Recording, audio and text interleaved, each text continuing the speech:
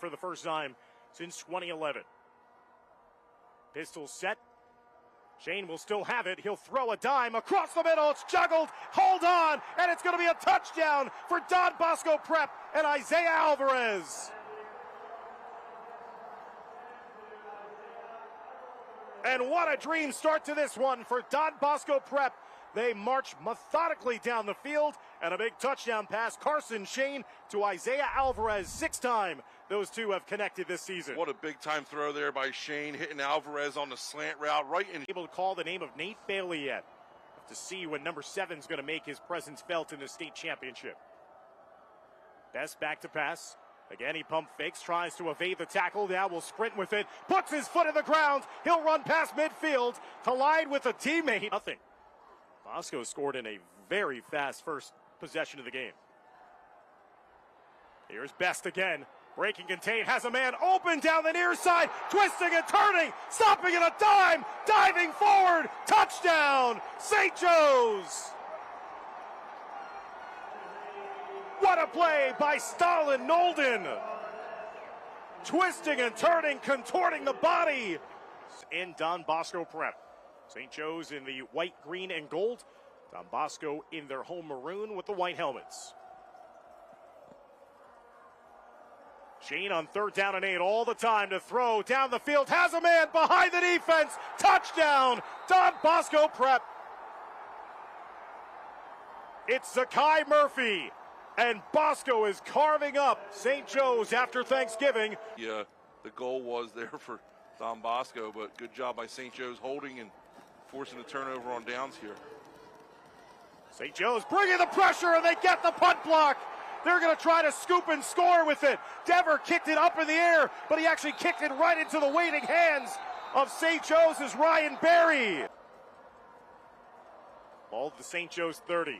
4-point lead for Bosco. Here's the blitz. Shane fumbles the football. Ball is loose, and St. Joe's will scoop it up.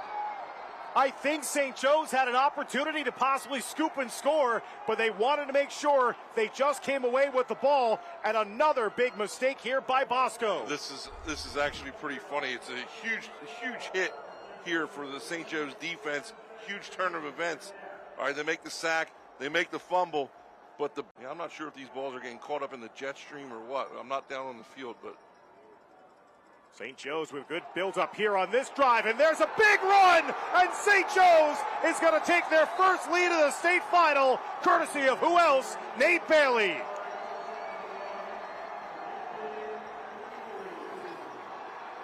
They were looking for those threatening to expand upon their three-point advantage. 17-14, 1st and goal from the 10-yard line. This is where Bosco's defense bends but doesn't break.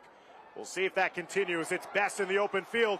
Best plants his foot in the ground, and the ball continues to move forward as Best was close to crossing the goal line. It is touchdown, St. Joe's. Between these two teams inside the 5. Bosco hasn't scored since the first half. DeLuca running out of the Wildcat. DeLuca maneuvers his way past the goal line. Touchdown, Don Bosco Prep. Murphy motions to the near side slot. Shane back to pass. Shane will step up, and he's going to get it knocked down. Shane's pass is complete. St. Joe's makes the stop on defense, and the Green Knights are going to go on to win the state championship. Hoffman's side, who endured utter and epic heartbreak in the state semifinals in overtime a season ago. It's all worth it here, as they'll take the kneel down. Augie Hoffman will get the Gatorade bath, and St. Joe's will win state title number 20 under the bright lights at MetLife Stadium. What a way to finish off the 2025 season for SJR. And the only defeat all season long for Don Bosco Prep is here once again at MetLife in crushing fashion. Unbelievable game by both teams. Tough way for Bosco to go out, but what a comeback victory here for St. Joe's, and they came out in that second half, man, and they just wanted it, and they didn't stop until they got it, and they were able to hold on and do what they needed to do to win the game here at the end of the ball game.